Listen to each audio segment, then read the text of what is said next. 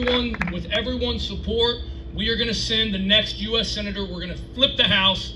We're going to send them to the U.S. Senate, Bernie Moreno, Dave Taylor. I fully endorse Dave Taylor. He's become a good friend of mine, Bernie. I can't wait to introduce you up here. Come on up here, sir. Thank you so much for coming and stopping by. Thank you. Tim O'Hara, let's give him a round of applause.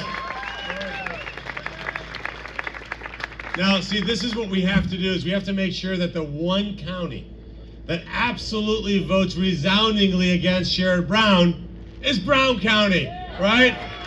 It's got to happen that way. It's really important. Look, thank you to the chairman, for Jim, for organizing this incredible event. Super short notice. I also want to acknowledge my wife, Bridget, all the way over there in the corner. Bridget and I have been married for 35 years, and I can assure you this is not what she thought we'd be doing at this stage of our lives. And the reason we're here, and the reason I'm running for the United States Senate, having been in business my whole life, is because this country is right on the edge. It's right on the edge of going off the cliff. And it's funny, I asked Tim O'Hara to come back up here for a second. I don't know where he went, escaped back to. He probably had a customer next door, Duncan. All right, so look, here's what's interesting about how God works. Because I don't think we recognize that God gives us grace when we least expect it, and it just happens. So here I am thinking about this. I was somebody who had businesses in Northeast Ohio. I had one little dealership here in Cincinnati, but never been to Brown County, never been to Mount Orab. And I love Dunkin' Donuts. Right, so I come here to Brown County, I meet a guy who owns a Dunkin' Donuts. And we got to be good friends, but it's beyond that.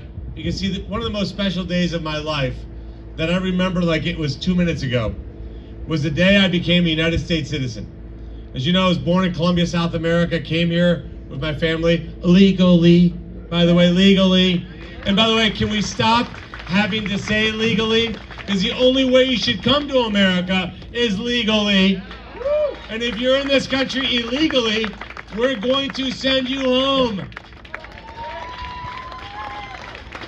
Now, so I'm there, I'm 18 years old, and this is the 1980s, to be exact, December of 1985. I know some of the younger people are going, wow, he's old. All right, December of 85, I'm standing in front of the gentleman who's about to swear me in to be a United States citizen.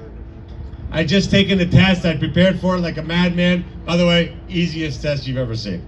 It is way too easy. And by the way, you know what's crazy? Joe Biden made it easier. He actually waived the English requirement. Think about how crazy that is. So anyway, so I'm standing in front, this is the 80s, so it was not the age of political correctness. Guess who gave me the oath of being a U.S. citizen? A Marine drill instructor. Guy looked just like this guy. Come up here, Tim, for a minute. So this guy is built just like this. I'm a skinny little guy, 18 years old. I'm in front of this Marine instructor, and he puts his finger in my face and says, boy, let me tell you something. There's only one flag that you stand for. There's only one flag that you honor, and it's the United States flag, and you better get that through your thick skull. Do you hear me? And I said, yes, sir. Yes, I do. I hear you. You sure? I said, I'm sure. That was when I was 18 years old. I'm 57 now, 39 years later. And I go to Washington, D.C. I go to Washington, D.C., our nation's capital, where our elected leaders go to run our country. Do you know what I see there? I see the Ukrainian flag displayed in the floor of the United States Senate. I see members of the House with the flag of Palestine, it's not even a country, in front of their offices. I see them walking around the halls of Congress with the flags of foreign countries on their lapel pins.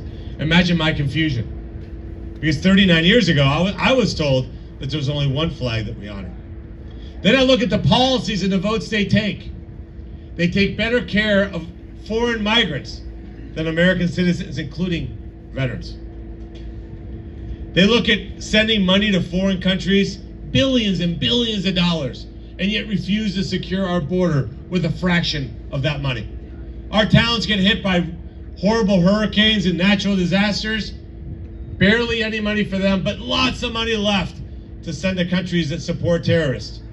That's very confusing to me. I don't understand how we got here, honestly. I don't understand how in our country today, we value more what happens outside our country than what happens to our own fellow citizens. I've been to 7 ride-alongs with 7 police departments in every corner of the state. Let me tell you something. We have lots of needs here in America. We have lots of communities that are suffering. Lots of working class people who've done everything right, followed the rules, raised a family, went to church, and are struggling for basic necessities like food and shelter. He's going to work the crowd right before he takes off. And so thank you for coming here. Let's vote early and let's vote for Bernie Moreno and Donald Trump and J.D. Vance for president. Have a good day and safe travels.